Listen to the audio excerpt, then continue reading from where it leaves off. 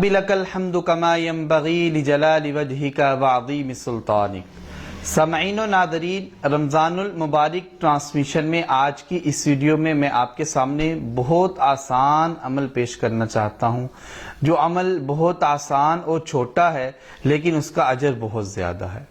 اس حوالے سے میں آپ کے سامنے دو احادیث پیش کروں گا۔ ایک حدیث صحیح مسلم کے اندر ہے اور دوسری حدیث صحیح الجامع کے اندر ہے۔ پہلی حدیث میں رسول اللہ صلی اللہ علیہ وسلم نے ارشاد فرمایا، جو بندہ مومن مجھ پر ایک دفعہ درود بھیجے گا، اللہ تعالیٰ اس پر 10 رحمتوں کا نزول فرمائیں گے۔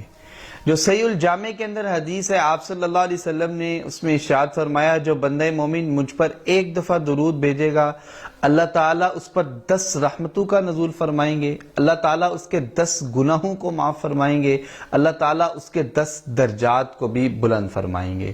یہ رمضان المبارک کی پرانوار گھڑیاں جو بڑی تیزی سے ہمارے پاس سے گزرتی جا رہی ہیں، جہاں آپ دوسری عبادات میں مشغول ہیں، وہاں پر نبی صلی اللہ علیہ وسلم کی ذات اقدس پر کثرت سے درود بھی بھیجیں۔